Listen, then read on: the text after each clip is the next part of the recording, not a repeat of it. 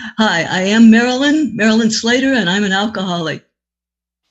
And thank you, Carl, for the invitation to come to Covina again. It's certainly always a thrill for me because I love what you are in Alcoholics Anonymous and what you do for the fellowship. So it's just always inspirational for me. My background is appropriate because I've been in outer space most of my life. And the only difference in these days, since I came to Alcoholics Anonymous, is that the fellowship does plant my feet on the ground much of the time. And for that, I'm pretty grateful.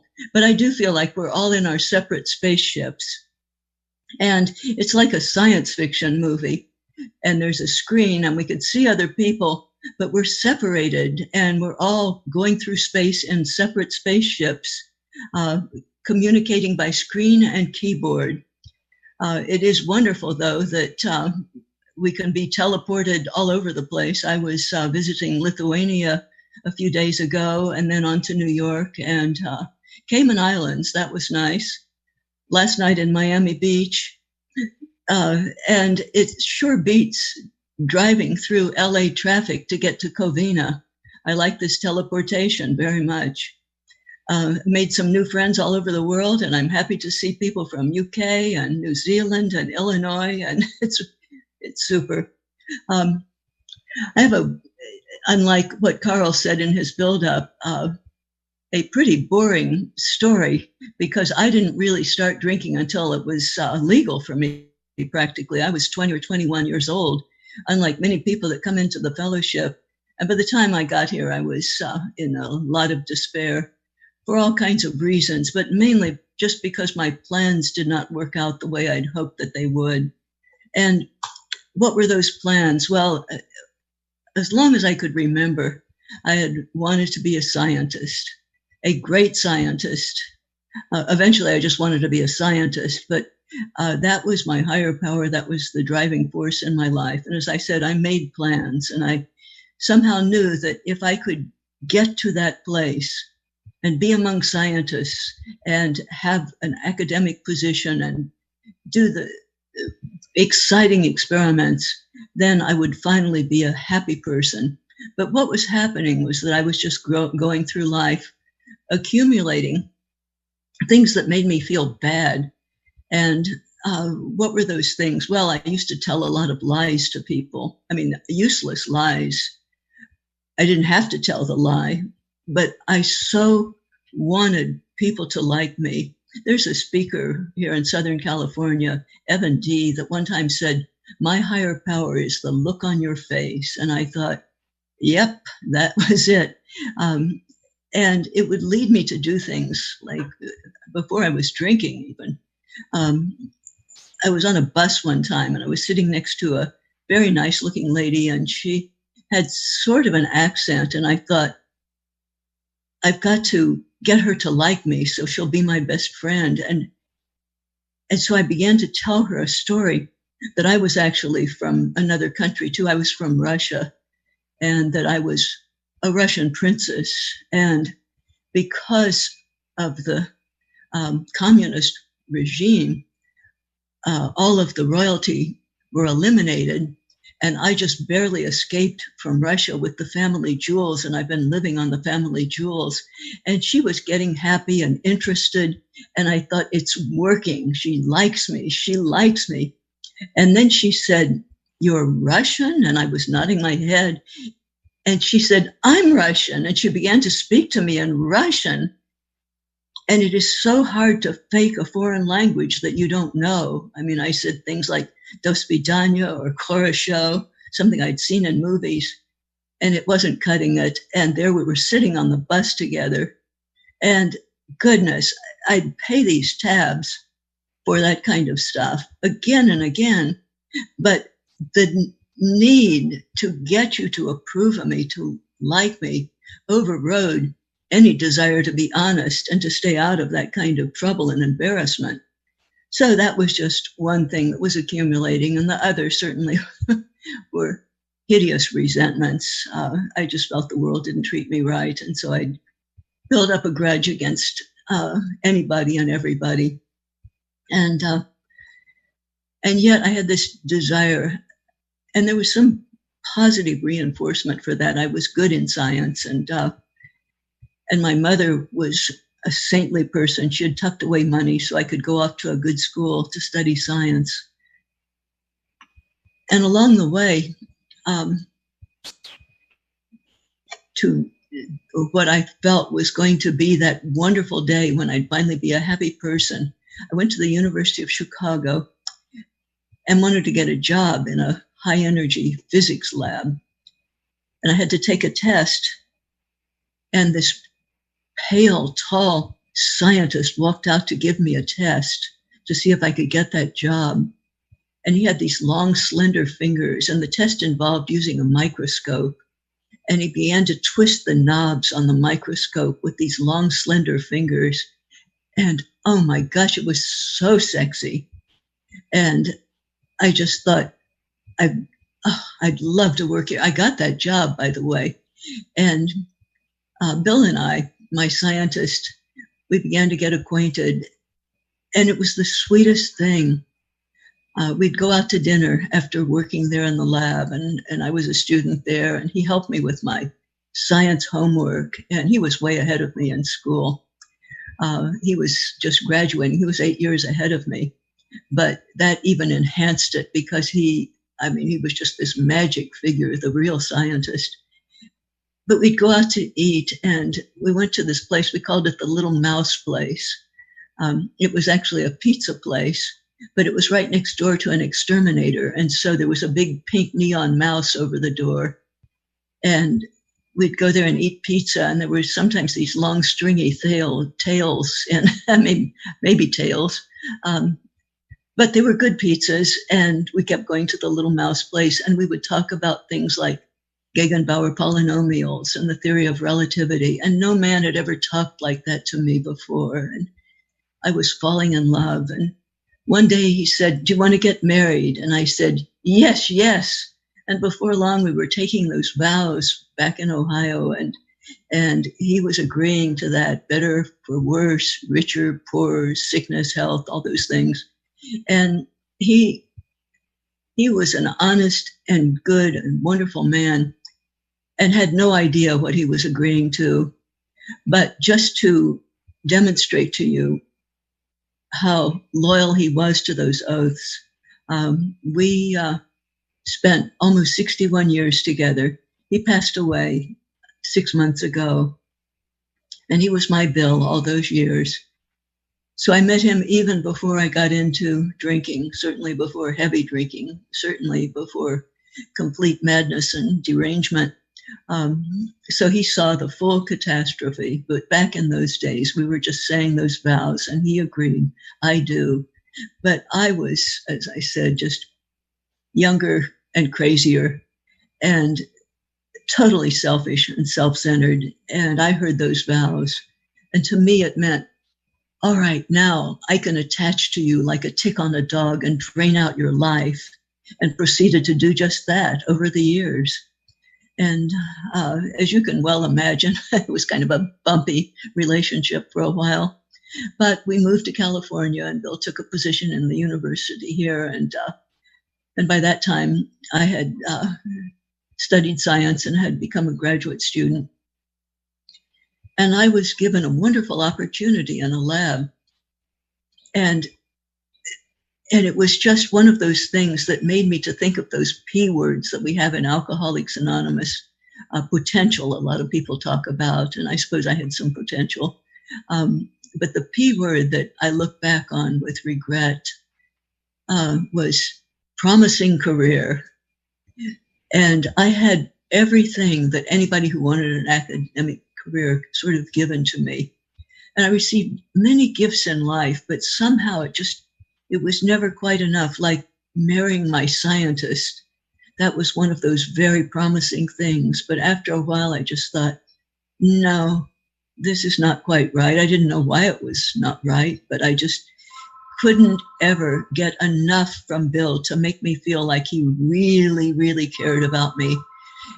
I always would tell him, if you really cared about me, you would take me to Disneyland. And he would say something like, all right, we'll go to Disneyland. And then I'd say, no, it wouldn't work because you didn't think of it first. So that was our life together. And likewise with all of the other promising, wonderful gifts that were coming into my life. I was invited into a lab with a great director, internationally known. I was given a wonderful stipend and all the equipment I could possibly need, any reagents that I wanted. And there I was. But again, I was in a lab with about 20 other people, scientists, and I began to build up a case against them because they didn't give me the kind of adulation or encouragement or whatever it was I was looking for. And so I began to badmouth the director. I began to try to set up intrigue in the lab because I felt so bad. I wanted other people to feel bad too, I guess. And the worst thing that was happening was that I really had gotten pretty much to the place that I knew would make me a happy person, finally would allow me to enter into the human race and feel like I was a part of things, that would give me the kind of respect that I wanted, that would give me the kind of joy about living that I was looking for. And I was there. I'd married a scientist, a good scientist, a physicist. I was a scientist now. I had my own white lab coat, a slide rule, all the things that made me say science. I felt weird because I'd been accumulating all that stuff that we bring into Alcoholics Anonymous, resentments, terrible guilt about stealing and lies I told, just feeling bad. I thought as long as I got away with that stuff, I would be happy. Who would care? Well, I would care because I knew who I was. And I think that there's many things that make alcoholics feel like, boy, I'm frustrated, this is horrible. And that is the denial of instant gratification. That's a very painful and frustrating thing. But I think something that's far worse is getting just what I always wanted. Because then I lost hope. I had pretty much achieved what I thought would make me a happy person. I didn't know what else to look for. That was it. I had gotten it. And it was more miserable than ever. Now, what do you do with that? Well, for me, I lost hope. And then the greatest thing that happened in my period of what it was like occurred. It was a giant spiritual awakening, and it came in the form of spirits, namely alcohol, because we had entered the 60s and we were well into the 60s, and it just seemed like everybody started drinking. And my gosh, we were well equipped. Our lab had big bottles of 90% ethanol, which is 180 proof alcohol. And that's a mighty good drink. And it had a federal seal on it, but we just cracked it open and drank it. And didn't even think about that it was supposed to be used for research purposes. Well, I mean, we were doing research on the human personality, I suppose, but it was so good. And at that part, it was this whole change in attitude. And my drinking days, life before Alcoholics Anonymous and life after Alcoholics Anonymous, has been one of sort of step functions. I'll just go along for a long, long time, just feeling like I'm on some kind of a plateau. And then it's as if a lightning bolt strikes. And then I move to some other place, a very, very different place. And often when I get there, I think I have been strangely asleep. And this introduction of alcohol was lightning bolt, big time. And what it did was just take me to that place that I had sought all of my life. I felt like I am one with the universe now. I have these companions that I had been seeking. I was happy. I was contented. As long as I had that right amount of alcohol, I got there, and it was delicious. It was wonderful. I didn't feel like they were saying bad things about me. I felt like I had friends. And moreover, I felt like I am a real scientist now. I had never felt like that before because my work was not really very good. I would start a project, and after a few days, lose patience with it and junk it and then start another one. Now, that is not the way you do science. I mean, that's the way I was doing science. But real scientists who publish a lot of papers stick with a project. And I was just too impatient for that. So I felt bad about my work, obviously. But when I drank, I felt like a real scientist. And that went on. And those were the wonderful years. Not only did I drink in the lab, but I went out afterwards with my lab mates to bars.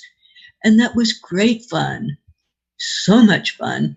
And then I went to parties with my husband, with his colleagues, and they were serving martinis and gimlets and these magic things. And there was just reason to be happy all the time because alcohol seemed to be everywhere. Now, if you're young and you missed the 60s, too bad, because it was a time for us, built for people like me. And I think that had it gone on like that, I would still be there in the lab, working away and drinking lab alcohol and all the beer that I brought into the lab. I love beer. That became my favorite drink. And that went on for a couple of years, but it came to a crashing halt, another essentially lightning bolt, moving me to a whole new dimension, really. And that was the director. I guess that he just looked around and was wondering who was doing what. What's Marilyn been doing? She's been there for a long time, using up a lot of resources and spending the money. And instead of finding out what was going on and saying to me, get out of here, you are a drunken slob, you're wasting our money, you have been a hopeless failure, go. He didn't say that. He was a kind man. He just said, write up what you've been doing. It's time to write up what you've been doing. And for me, that was the kiss of death. I tried to think, what have I been doing? That's a good question. I couldn't think of anything to write up at that point. I'd gotten a lot of cases of beer into the refrigerator in the lab, got a lot of empties out, but that was not going to fly as a research project. And it was all over for me. I went home and mailed the keys back. I mean, that was my way of coping. I didn't apologize. I didn't offer an explanation. Just one day I was gone. And these were the years, as I said, I was moved into this whole other dimension. And these were the depraved years between about 1964, 65 and 1972. I spent my time drinking because now I was altogether hopeless, without hope. I had thought that science would bring me the kind of thing I looked for. For a while it seemed to. It did not occur to me at that time that it was alcohol that gave me that euphoria. It didn't occur to me that because of drinking, I lost my career, my promising career. It didn't occur to me that now I was a hopeless alcoholic, but I was drinking daily just to make the unbearable almost bearable. At that time, I gave birth to 3 little children in rapid succession, and I look back on that and realize I had no idea how that was happening, but I can guess how it was happening, but it certainly wasn't planned, and I had lost total control of my life. And here were these little children that I was a hopeless mom at that time. I didn't know how to care for little children. I was too busy drinking, calming my nerves. And my husband was, I'm sure, terrified in his way because he saw what was happening, and he simply moved his mother in to take care of the situation, my mother-in-law of all things. And I didn't like most people in those days, but I really focused resentment on her because she was putting me to shame. She was giving me, should we say, encouragement. Marilyn, unless you stop drinking, we're going to lock you up and you'll never see the children again. I mean, just this gentle tutelage, I guess. And I knew she meant business. She talked to me about Alcoholics Anonymous. And that was, as I said, back in the late 60s. And a lot of people really didn't know what to do with women alcoholics. They were that mad woman in the attic kind of thing. But she knew. And I went first to the program in 1969. And I didn't get it. I heard people talking about putting the plug in the jug and getting happy, happy, happy. And that wasn't happening to me. I didn't like Alcoholics Anonymous. I didn't smoke, and everybody else in the fellowship smoked at that time. And so I resented those smoke-filled rooms. And I didn't like that people asked me all kinds of questions, horrible questions, like, do you have a home group? Do you have a sponsor? Do you go to a lot of meetings? Intrusive, terrible questions. And so I kind of hid in the background. And then my mother-in-law went home. And after a few weeks, I went home. I knew that I didn't have to go to those meetings anymore. I never got it. And between 1969 and 1972, those were my worst years of drinking. I got very, very sick. And again, mother-in-law, my mother moved in to take control of the situation. And I don't remember much about this time, except for waking up at 3 o'clock in the morning, night after night after night. And I'd wake up and I would be wide awake and my heart would be pounding. And my thought would be, oh my God, I drank again today. And I was in another blackout by the end of the day. Somehow I'm waking up from a sleep, sometimes in a bed, sometimes in the garage even. And what happened? I told myself I wasn't going to drink, but that was happening night after night. And I just knew it's going to happen again.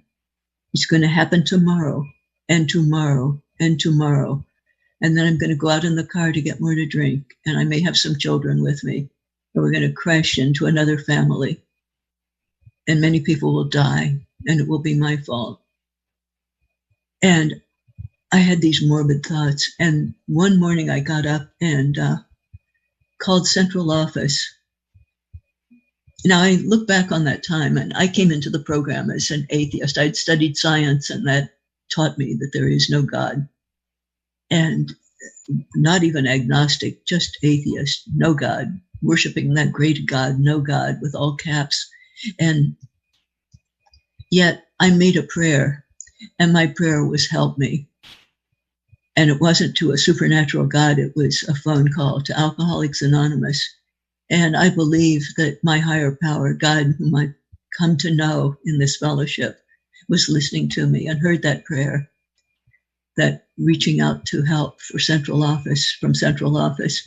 And I think that there was a person who answered the phone who had gotten up that morning and had probably said maybe the 3rd step prayer, maybe the 7th step prayer, and asked God to keep her sober that day, ask her what she could do for the suffering alcoholic, and then came to work at central office and answered the phone and heard my call, my cry for help. And she said she would send a 12-step call on me. And she called the wonderful Lorena, who paid a 12-step visit. And I imagine that Lorena, too, had gotten up that morning and turned her will and her life over to God to use her in any way that would help the suffering alcoholic, and came to my house and took me to my first meeting, kind of a dark, quiet meeting. And on the way, while she was visiting with me in the house, I had told her my requirements. I said, I'll go with you, but I really need for you to understand that I have certain requirements. And she, with a roll of her eyes, said, okay, Marilyn, what do you need? And I said, I need a dark, quiet meeting, not those boisterous ones that people would always take me to. Dark, quiet. And I explained to her, you see, I'm a scientist and I need sort of a quiet atmosphere. And also I'd like to meet somebody named Marion. And I tried to describe the Marion that I wanted to meet. And it was a person that I had seen at one of these big boisterous meetings. But she was different. She stood out. There was a glow about her. People respected her. People flocked around her. She clearly had a sense of presence, a sense of respect and purpose in life. And gosh, I wanted to get to know her. And I was waiting for her to come over and talk to me. And she never did. So I never got to know her. And yet I admired her from afar. So I told Lorena, do you know Marion? I want to meet her. And Lorena didn't quite know what I was talking about, but just said, come to the fellowship. If Marion is still sober, you'll find her one of these days. And off we went. And after the first half of the meeting, the leader got back up to the podium and said, tonight our main speaker is Marion. And I looked up and there was Marion. And in my alcoholic fog, I mean, how can that be? The coincidence of that. And that was the beginning of the mystery for me. And that has persisted because as I've come to understand that there is something so powerful acting in this fellowship, and it is way beyond human power. It is so complex and so good at what it does that it's a mystery to me how it can happen. And what it seems like to me is that each one of us gets exactly what we need at the right time so that we can recover. And it's as if the whole universe is focused on us to help us to recover, getting everybody and everything to act in a way that makes recovery possible. And yet it's happening to all of us simultaneously, to each and every one of us. Now, how can that be orchestrated? Well, there's no way, except by something, some intelligence that is so powerful and so clever. And I was beginning to get an inkling of what that was going to be. And some people talk about coincidences and miracles, but I just say mystery. And it allowed me to get my feet on the ground a little bit and feel that there's some kind of safety here. Something's going on that is pretty wonderful. And that began the journey. I heard Marion talk and she told my story. And afterwards I went up and attached to Marion in my tick-like way. And Bill Wilson has often written about unhealthy dependencies. And I certainly had unhealthy dependency. Just try to drain out your life dependency. And along with that, though, goes this thing of wanting approval. I'll attach to you, but I beg you to love me enough to make me feel happy. Pat me on the head, tell me how good I am. And so God began to use what I brought into the fellowship, mostly character defects, and that was a big one. And because of that one, I was doing everything that Marion suggested. And she led me into our triangle: unity, recovery, service. And unity, just come half an hour early, get acquainted with people, talk to them. Service, take a commitment at every meeting you go to.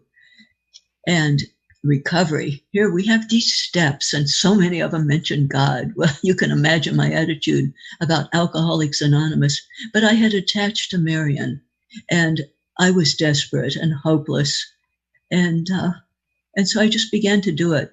The wonderful Clint H., that is no longer with us, who has crossed over, used to talk about sobriety being a great big river, and sponsors bring in these newcomers and just throw them into the river of sobriety and keep swimming along with everybody else. And we are all swimming down the same river.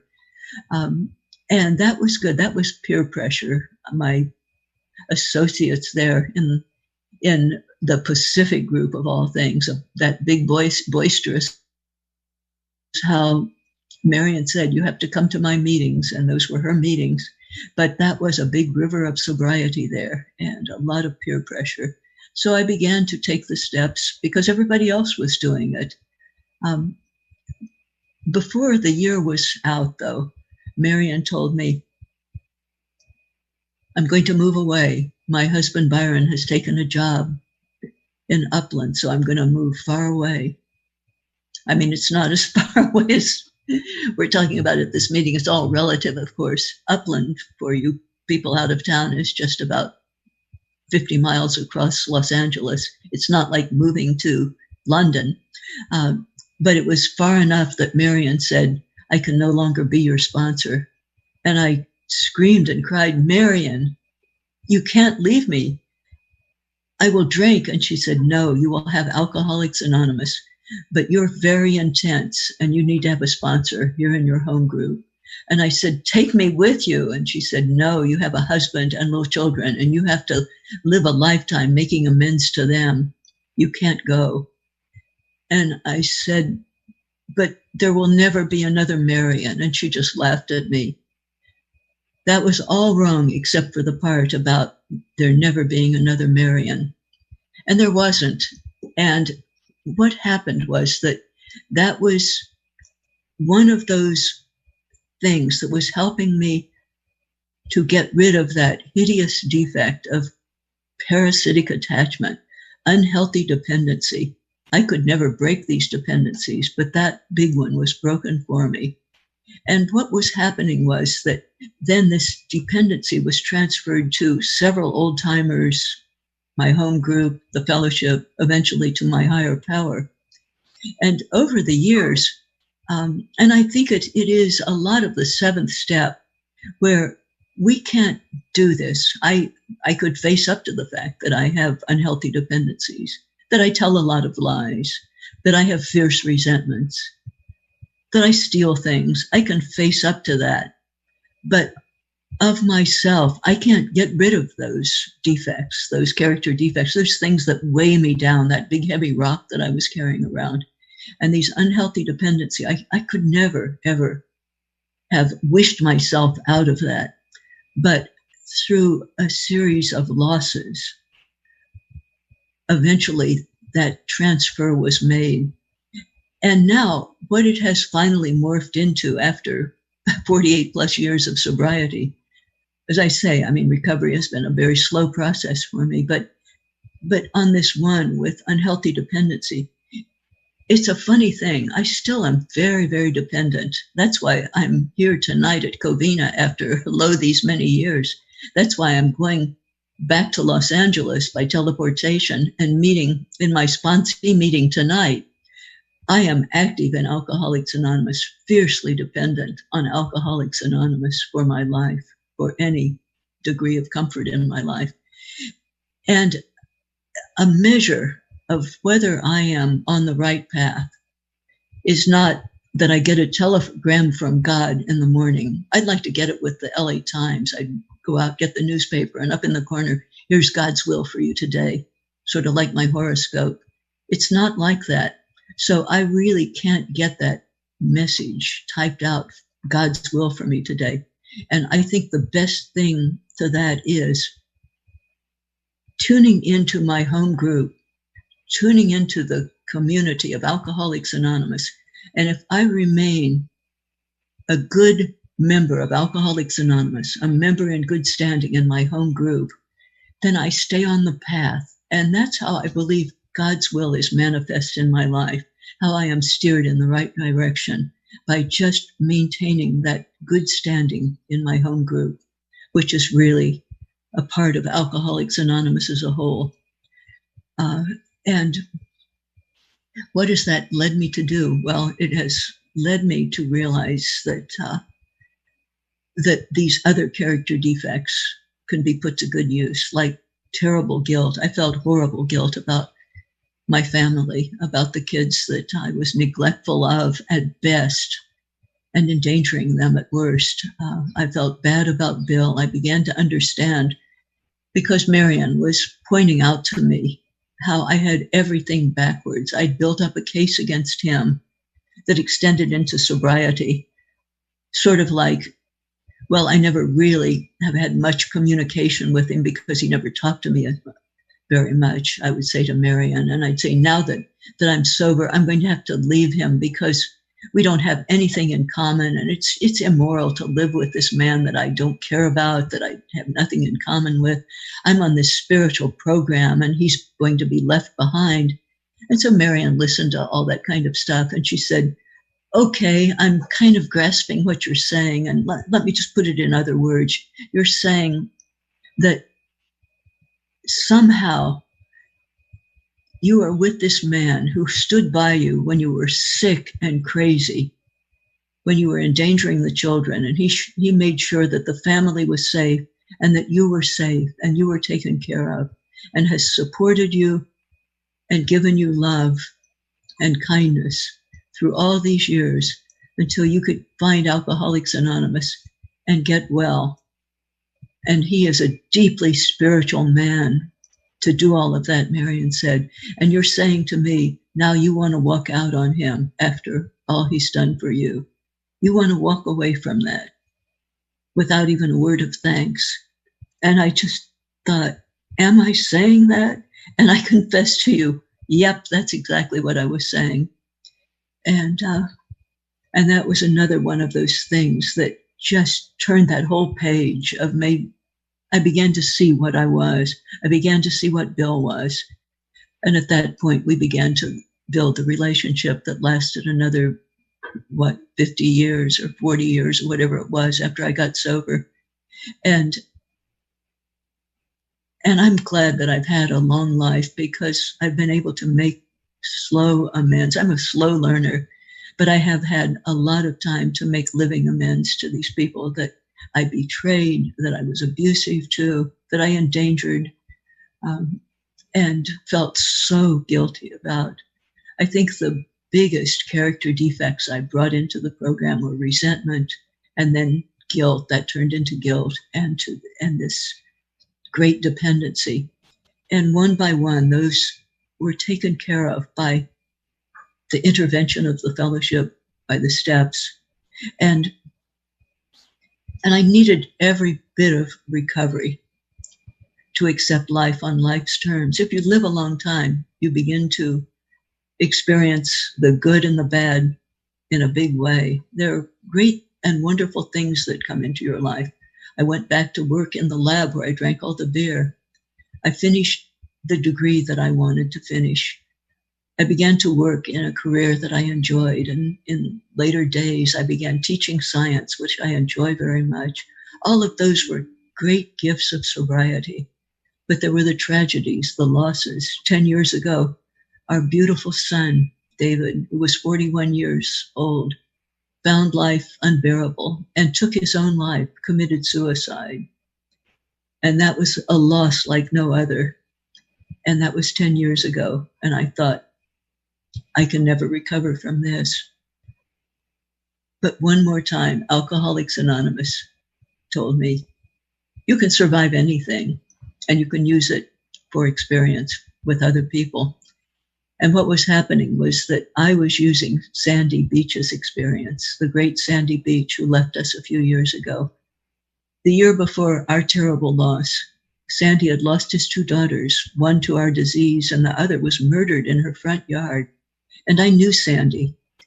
He was my inspiration throughout all of my sobriety. He was always steps ahead of me and could describe what was going to happen to me before it happened. And he was one of the people most influential in getting acquainted with my higher power. He just knew God in some kind of deeply personal way. And there he was when this tragedy happened in our lives, talking about losing his daughters. And I was in Las Vegas at the time. And I had to drive back across the desert at midnight to be with my husband, who had gotten the news from me and his heart had broken. And my sponsor, Clancy, when he heard what had happened, and I was telling him, I can't go on, he said, of course you can. And he told me how to go on. You must go home now because you can be the strong one and you have to comfort your husband. And he set me on the path. And I had one CD in the car. And of course it was one by Sandy Beach, who talked about this tragedy and how he got through that and gave me the lesson to get through it. And he said, when something like that happens to you, you have time to react. And you go out to your higher power and you say, don't leave me. I won't abandon you. And then when you do react, he said, guess who comes back with you? And I can tell you that that is true. I practiced that for 3 hours in the car driving across the desert. And at 3 o'clock in the morning, I called my friend, my longtime friend, through all those years of sobriety, Diana. And she talked to me for 3 hours. We didn't lose the connection, talked me back into Los Angeles. And then the process of healing began. First, I had to comfort Bill, and I had to be strong for our 2 daughters, David's sisters. And I received my strength from Alcoholics Anonymous. Sandy Beach, Julie St. J., who had lost her son, every one of them had said to me, acceptance is the key, and then you find the blessings. It's a funny thing that the morning before we lost David, before his suicide, as I said, I was in Las Vegas, and my friend Diana had sent me email. And we have this funny thing where we have much in common, and one of them is we both love the German language of all things. It's just one of those weird things, but we love German literature, and we often write to each other in German. So she had sent me this quote of Krishnamurti, and it was, Ich habe nicht gegen das, was geschieht, which means I don't have an argument with what is happening. And I read that morning, and I thought, that's good, it's in German, but it's so trivial. I mean, who would argue with what is happening? It's happening, hello. Now, little did I know that by the end of the day, I had a great big argument with reality. I mean, how could this be happening to our family? This terrible rip in the fabric of it. I mean, of course I had an argument with reality. And under that point in my sobriety, something that has stood me in good stead as a reminder that I don't argue with reality as long as it agrees with what I want it to be. Have no argument. But when it's something really scary and bad, yeah, I go into denial. I argue with it. I get angry. And yet that's why I kept hearing the word acceptance. All of these old timers, I'm sure my higher power getting through to me through old timers, especially ones who had experienced a loss like that. Acceptance, acceptance. And then you will find the blessings. And it's been 10 years, and there have been many blessings because I think I did accept. I think that I have accepted that. And I think that the main reason I have accepted it is because I talked about it and comforted others.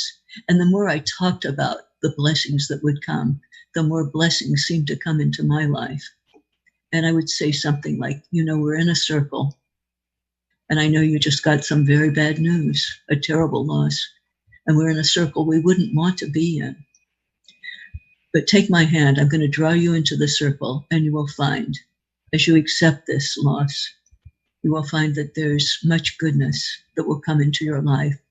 And then one day you will be reaching out and pulling somebody into the circle who is suffering.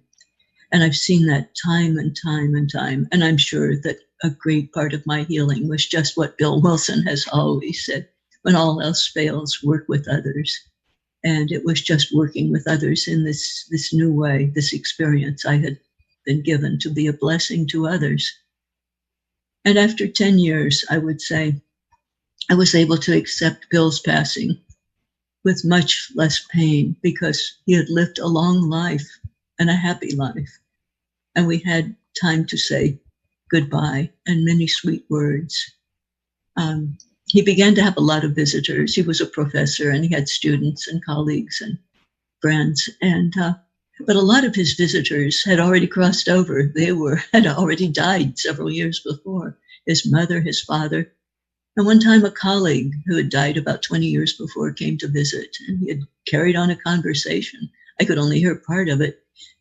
And he was on hospice care in the living room. And I walked back into the living room and I said, is your colleague Don still here?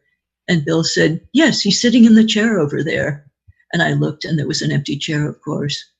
But he saw something. Now, I don't know what that was all about, but I have come to believe, as our literature promises, that everything is fine and it will be fine in the here and the hereafter. And I believe that with all of my heart. I believe that Bill will be on the other side holding out his hand when I cross over. And I think that these last years have certainly been the best years. And that's good news for all of you young people, because a long time ago, I had a fear of getting old, and I had a great fear of death. That has been removed completely. And I can tell you that I'm old and I'm happy. And I feel that these years are the best years. I feel even better than that. I feel that the best is yet to be, believe it or not.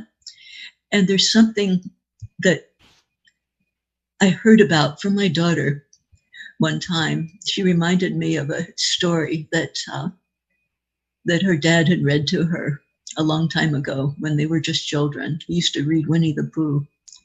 And Piglet said to Winnie the Pooh, "What is your favorite thing?" And Winnie the Pooh said, "Eating honey." And then he thought for a minute and he said, no, it's that moment before eating honey. That's the best thing. And I got it. I just really got it.